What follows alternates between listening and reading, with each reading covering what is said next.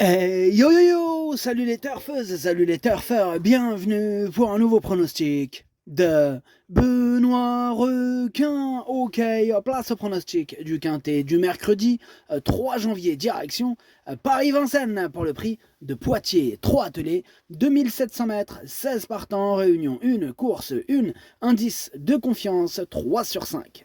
Alors cette vidéo, je la tourne avant l'arrivée du quintet de ce mardi et je reviendrai dessus demain. Ok, c'est parti, on commence le pronostic et on commence avec le numéro 1, Fétiche Atout, et on écoute l'entraîneur Pierre-Louis de Sonnette. Fétiche Atout va évoluer sur la montante, d'ailleurs ses derniers travaux sont bons. Il ne détient pas de marge de manœuvre à ce niveau et doit affronter des G qui lui sont supérieurs. Et à l'issue d'un déroulement favorable, il peut accrocher une petite place. Bon, moi, clairement, ce numéro 1, je l'ai pas retenu. Bon, maintenant, il est quand même en plein milieu de ma petite liste des possibles troubles faits.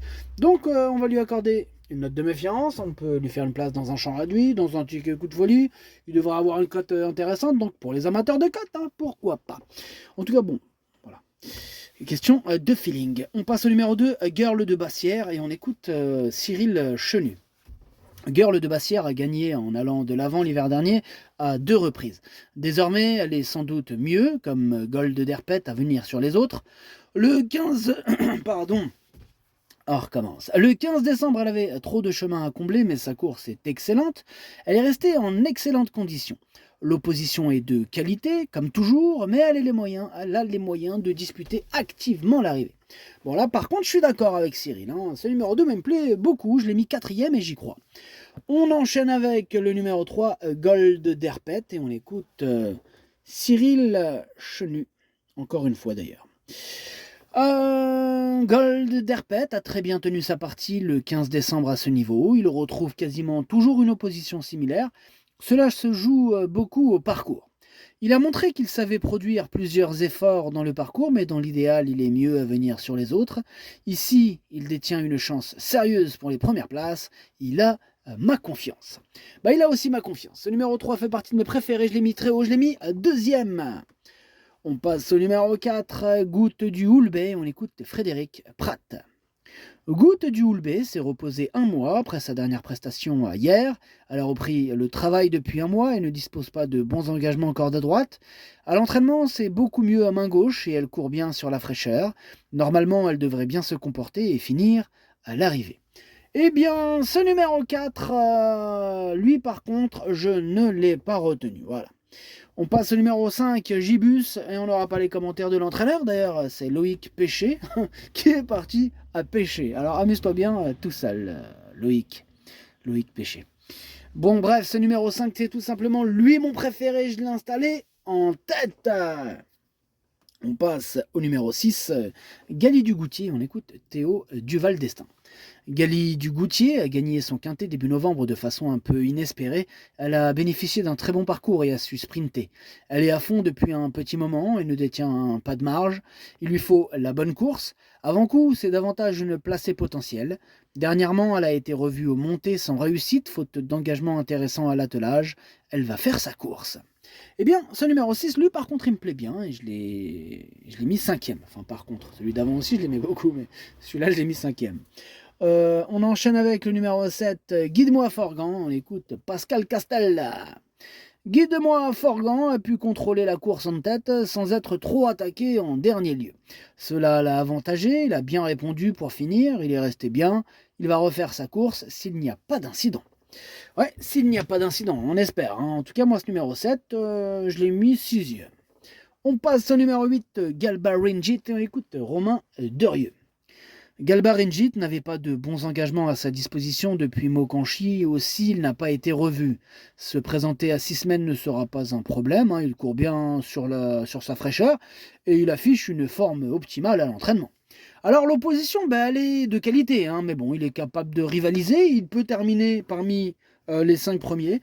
Il est sérieux et il peut adopter plusieurs tactiques. Il est sérieux, il peut adopter plusieurs tactiques, surprise possible, en tout cas, bon, je ne l'ai pas retenu, on ne peut pas tous les retenir. Mais ce numéro 8, il est quand même à l'arrière de ma petite liste des possibles troubles faits, méfiance tout de même. On enchaîne avec le numéro 9, Éclair Gold, et on écoute Sylvain Roger. Éclair Gold a fait une belle valeur sans avoir eu un bon parcours la dernière fois. Il lui faut une course moins offensive. Il est en pleine forme et cet engagement est un peu moins relevé. À condition d'avoir une course à l'économie, il peut finir 4e, 5e. Il est chaud Sylvain Roger avec son numéro 9 que je n'ai pas retenu. On passe au numéro 10, Esteban JL et on écoute Jean-Luc Dersoir. Esteban JL a des gains désormais, il faut jouer serré, d'autant qu'on affronte les jeunes. Les 7 ans et étrangers sont absents, un point en notre faveur. La semaine passée, il a bien tenu son rang et trotté une 12-8. Il est en fin de carrière, mais bon, il a encore pris une allocation. Il est resté frais, bon, sans avoir un premier rôle à jouer, il peut s'insérer en bout de piste. Ouais, il peut s'insérer en bout de piste avec un bon parcours, avec l'aide de quelques défaillances de chevaux en vue, pourquoi pas. Bon, maintenant, ce numéro 10, moi je l'ai pas retenu, c'est un regret, c'est mon deuxième cheval de complément qu'un de partant, attention. On passe au numéro 11, Fanatic Flash, et on écoute Jean-Philippe Raffegeau. Fanatic Flash répète toutes ses courses et répond présent dans les quintés. Il est meilleur sur les 2100 mètres de la grande piste, mais bon, il fait aussi ses preuves. Il a aussi fait ses preuves, si besoin, sur les parcours de tenue. D'ailleurs, le premier jour du meeting, il courait de première après avoir fourni un effort dans une course remportée par Gali Dugoutier. Bon, ce sera une question de parcours. Et ouais, une question de parcours pour ce numéro 11, Fanatic Flash, que j'ai gardé, mais plutôt en bout de combinaison. On passe au numéro 12, Jimmy Dupomereux, on écoute David Signé.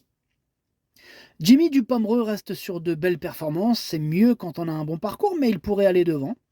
Bon, il a une bonne pointe de vitesse, mais en même temps, il est dur. Bon, il y a de l'opposition, mais il peut être dans le quintet. Dans ces courses-là, cela ne se joue pas à grand-chose, c'est le parcours qui va faire la différence. Exactement, David, c'est le parcours qui va faire la différence. Bon, moi, ce numéro 12, en tout cas, j'y crois. Je le vois vraiment très haut. Je le vois bien sur le podium. Moi, je l'ai mis 3e. On passe au numéro 13, Giant Chef. On écoute Franck Nivard. Giant Chef, il vient de bien courir en progrès. Bon, je pense que ce n'est pas un mauvais engagement. Il a le droit de jouer un bon rôle. Il peut être à la pointe du combat, mais à vieillir, il est mieux en attendant.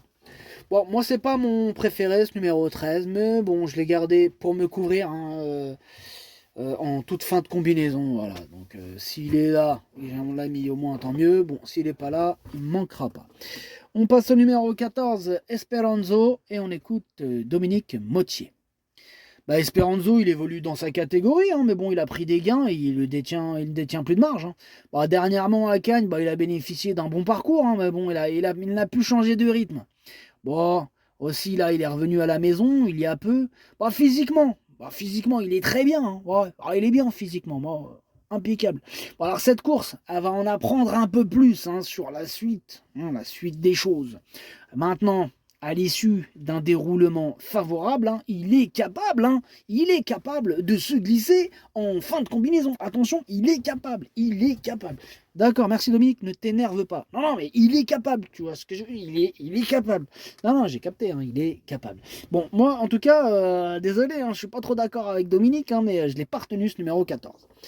Ah, mais il est capable. C'est bon, salut Dominique. Bref, on passe au numéro 15, Flya et Kaluma, et on écoute Gabriel Angel Poupou. Qu'est-ce qui s'est passé? On vous a tiré dessus, quoi. Poupou. Gabriel Angel Poupou.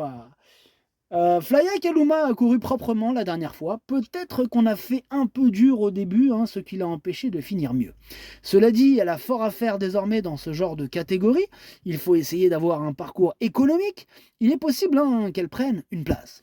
Eh oui, il est possible. En tout cas, moi, ce numéro 15, il me prend la tête. C'est lui mon gros regret, c'est lui mon cheval de complément. Car nous partons, attention, possible cassage en vue. Et on termine avec le numéro 16, Godéo, et on écoute Antoine Daboué. Eh bien, Godéo, il est à créditer d'une belle performance pour ce retour à Vincennes.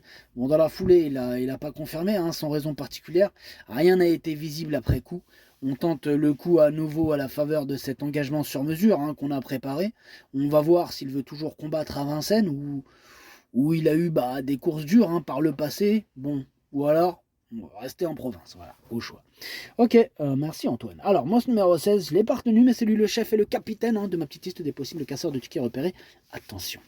Le pronostic, ça donne 5, 3, 12, 2, 6, 7, 11, 13. Merci d'avoir suivi cette vidéo. N'hésitez pas à mettre un pouce bleu si la vidéo vous a plu. Pour accéder à tous mes tickets pour la course du Quintet, rendez-vous directement en description de la vidéo. à jouer avec modération. Bonne chance, chopez-le moi. Ciao.